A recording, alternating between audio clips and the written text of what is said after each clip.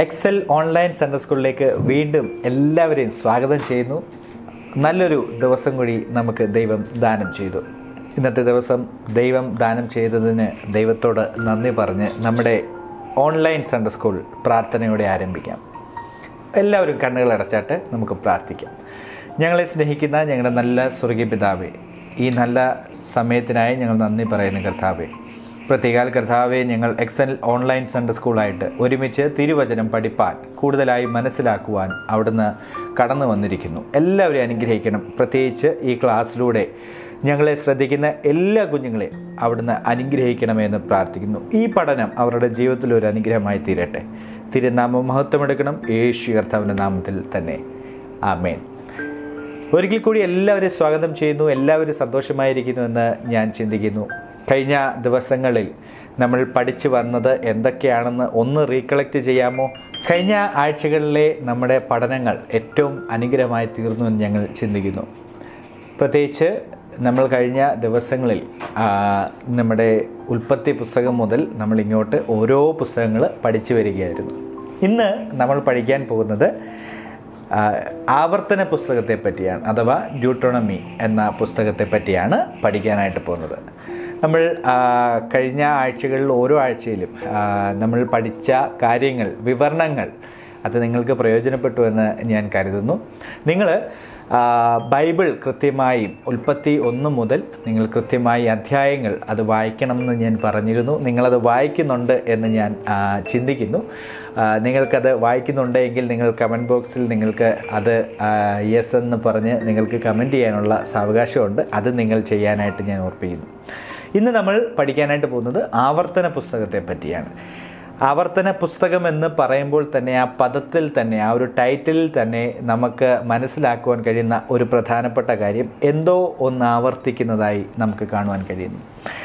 ആവർത്തന പുസ്തകം എന്ന് പറയുന്നത്, ഈ പുസ്തകത്തിൽ 120 വയസ്സുള്ള മോശ തൻ്റെ 40 വർഷത്തെ മരുഭൂപ്രയാണം ഒക്കെ കഴിഞ്ഞുള്ള ഒരു വാഗ്ദത്ത ദേശം സ്വന്തമാക്കുവാൻ ഇപ്പോൾ ഒരുക്കപ്പെടുന്ന രണ്ടാം ഇസ്രായേൽ തലമുറയെ പറ്റിയൊക്കെയാണ് ഈ പുസ്തകത്തിൽ പ്രധാനമായും കാണുവാനായിട്ട് കഴിയുന്നത്. ഈ പുസ്തകം എന്ന് പറയുന്ന ഒരു സന്ദേശങ്ങളുടെ ഒരു പരമ്പരയാണ്. ഒരുപാടധികം സന്ദേശങ്ങൾ ഈ പുസ്തകത്തിലൂടെ നമുക്ക് കൈമാറുന്നുണ്ട്. പ്രത്യേകിച്ച് ഇസ്രായേൽ ജനതയോടുള്ള ബന്ധത്തിലാണ് ഈ പുസ്തകം എങ്കിൽ പോലും നമുക്ക് ഒത്തിരി സന്ദേശങ്ങൾ ഈ പുസ്തകത്തിൽ നിന്നും ലഭിക്കുന്നുണ്ട്. ലേവ്യ പുസ്തകത്തിലെ പോലെ തന്നെ ഈ പുസ്തകത്തിൽ ഒരുപാടധികം നിയമ സംഹിതകൾ നമുക്ക് ഈ പുസ്തകത്തിലൂടെ കാണുവാനായിട്ട് കഴിയുന്നുണ്ട്.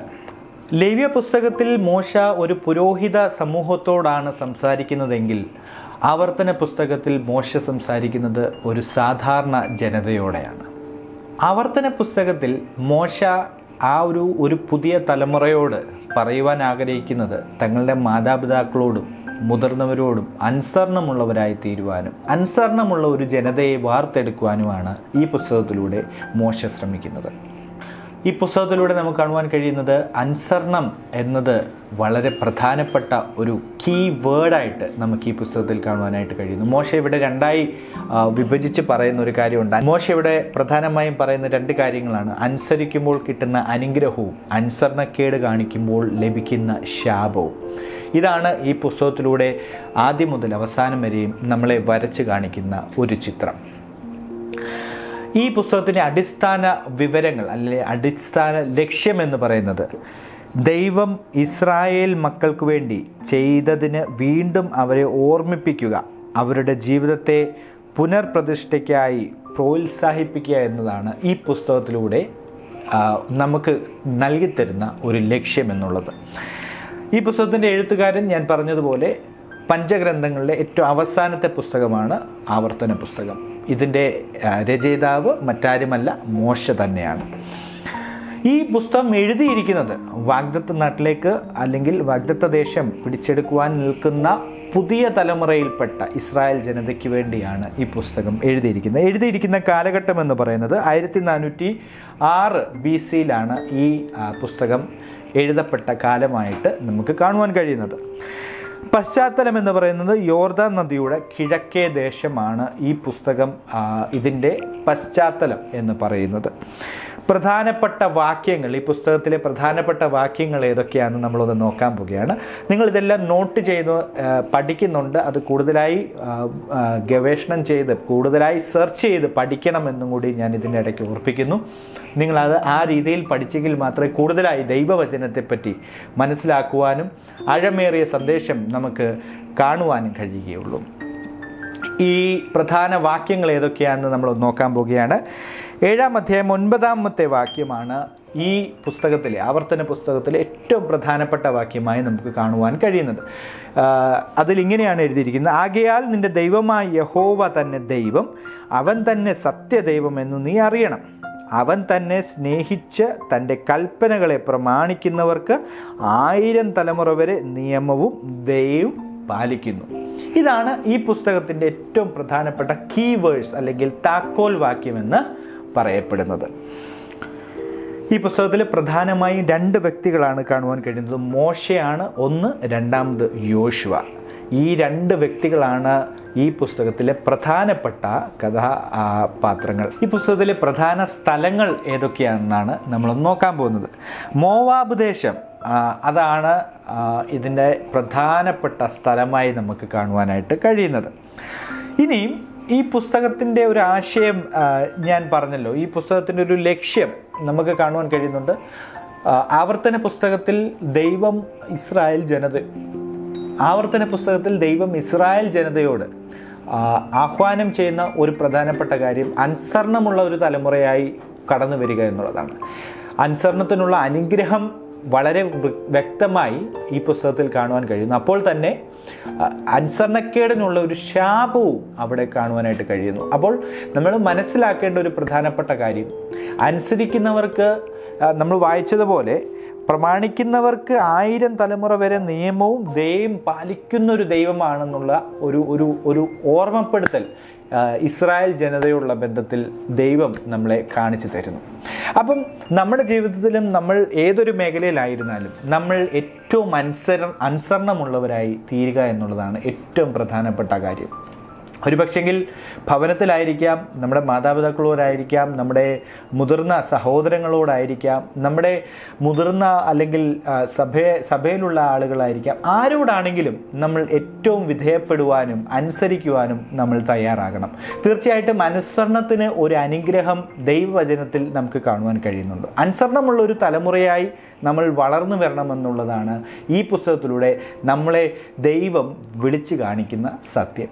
അങ്ങനെയെങ്കിൽ നമുക്ക് ഇന്ന് മുതൽ ഒരു തീരുമാനമെടുക്കണം. എന്താണെന്ന് ചോദിച്ചാൽ, ഞാൻ എൻ്റെ മുതിർന്നവരെ, എൻ്റെ മാതാപിതാക്കളെ, എൻ്റെ ഗുരുക്കന്മാരെ, എൻ്റെ മുതിർന്ന സഹോദരങ്ങളെ എല്ലാവരെയും അനുസരിക്കുന്ന ഒരു നല്ല പൈതലായി തീരും. അങ്ങനൊരു തീരുമാനം നമ്മുടെ ജീവിതത്തിൽ ഈ വചനത്തിലൂടെ, ഈ ആവർത്തന പുസ്തകത്തിലൂടെ നമ്മളൊരു തീരുമാനത്തിലേക്ക് എത്തുവാനായിട്ട് ദൈവം നിങ്ങളെ സഹായിക്കട്ടെ.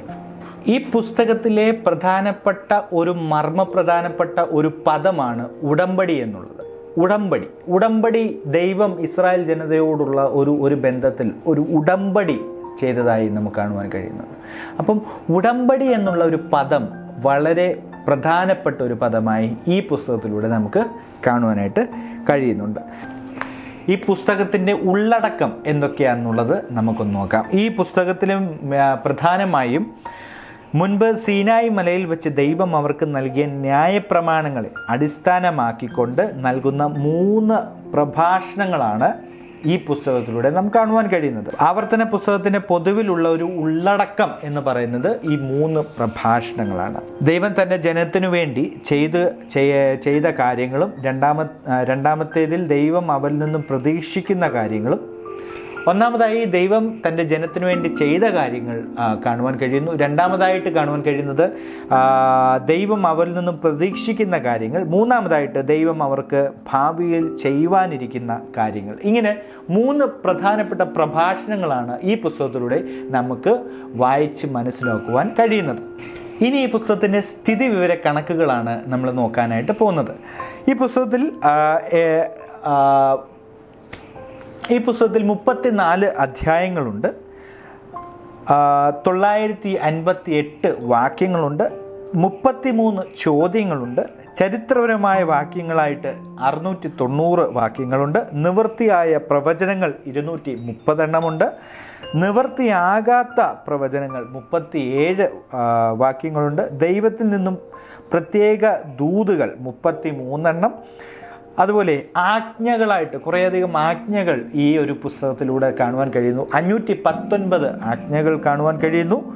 വാഗ്ദാനങ്ങൾ 47 കാണുവാൻ കഴിയുന്നു. ഏറ്റവും ഒടുവിലായിട്ട് മുന്നറിയിപ്പുകൾ 497 മുന്നറിയിപ്പുകൾ നമുക്ക് ഈ പുസ്തകത്തിലൂടെ കാണുവാനായിട്ട് കഴിയുന്നുണ്ട്. ഈ പുസ്തകത്തിനെ ഞാൻ തുടക്കത്തിൽ പറഞ്ഞതുപോലെ അഞ്ചായിട്ട് നമുക്ക് വിഷയവിഭജനം നടത്തുമ്പോൾ ഈ പുസ്തകത്തിനെ മൊത്തമായി 34 അധ്യായങ്ങളെ നമുക്ക് കാണുവാൻ നോക്കുമ്പോൾ 34 അധ്യായങ്ങളുള്ള ഈ പുസ്തകം ഇതിനെ നമ്മൾ 5ആയി തരംതിരിച്ച് നോക്കുകയാണെങ്കിൽ, ഒന്നാമതായി നമുക്ക് കാണുവാൻ കഴിയുന്നു മോശയുടെ 1-ാം പ്രഭാഷണം, ചരിത്രപരമായ ഒരു ആമുഖം നമുക്ക് കാണുവാനായിട്ട് കഴിയുന്നു. രണ്ടാമതായിട്ട് അതുപോലെ മോശയുടെ 2-ാം സന്ദേശം, സീനായി ഉടമ്പടിയിലെ ചട്ടങ്ങൾ, അങ്ങനെയുള്ള കാര്യങ്ങൾ കാണുവാനായിട്ട് കഴിയുന്നു. പിന്നീട് മോശയുടെ 3-ാം സന്ദേശം, മറ്റൊരു ഉടമ്പടി നമുക്ക് കാണുവാൻ കഴിയുന്നു. 5-ാമതായിട്ട് ഉപസംഹാര സംഭവങ്ങളെ പറ്റി, അതായത് നേതൃത്വ മാറ്റം, മോശയിൽ നിന്നും മറ്റൊരു ആളുടെ കാര്യങ്ങളിലേക്കും ആ ഒരു ദൗത്യം ഏൽപ്പിച്ചു കൊടുക്കുന്നതും അതു സംബന്ധമായ കാര്യങ്ങളും നമുക്ക് ഇതിൻ്റെ ഒടുവിലായിട്ട് കാണുവാനായിട്ട് കഴിയുന്നുണ്ട്. അപ്പം മൊത്തത്തിൽ ആവർത്തന പുസ്തകം ഒരു പ്രത്യേക കാര്യം ആവർത്തിക്കുകയാണ്. എന്താണെന്ന് ചോദിച്ചാൽ, നല്ല വഴിക്ക് നടക്കുക, ദൈവം ആഗ്രഹിക്കുന്ന വഴിയിലൂടെ നിങ്ങൾ സഞ്ചരിക്കുക എന്നുള്ളൊരു വലിയ ആഹ്വാനമാണ് ആവർത്തന പുസ്തകത്തിലൂടെ നമുക്ക് കൈമാറുന്ന സന്ദേശം. നമ്മുടെ ജീവിതത്തിലും നമുക്ക് അങ്ങനെ ഒരു ആവർത്തനം ദൈവം ഇന്ന് തരുന്നു എന്ന് നിങ്ങൾ മനസ്സിലാക്കുക. നമ്മുടെ ജീവിതത്തിലും നമുക്ക് നല്ല വഴി തിരഞ്ഞെടുക്കാൻ, നല്ലത് തിരഞ്ഞെടുക്കുവാൻ നമ്മളെ കൊണ്ട് സാധിക്കട്ടെ. അനുസരണമുള്ള, നല്ല അനുഗ്രഹം നേടുന്ന നല്ലൊരു തലമുറയായി നമുക്ക് വളർന്നു വരാം. അതിനായി ദൈവം നിങ്ങളെ സഹായിക്കട്ടെ. നമുക്ക് ഒരുമിച്ച് പ്രാർത്ഥിക്കാം. നമ്മുടെ ഇന്നത്തെ ഈ ക്ലാസ് വൈൻഡപ്പ് ചെയ്യാം.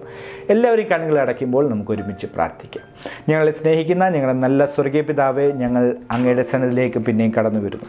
കർത്താവേ, അവിടുന്ന് അങ്ങയുടെ വചനം പഠിക്കുവാൻ ഞങ്ങളെ സഹായിക്കുന്ന കൃപകൾക്കായി സ്തോത്രം.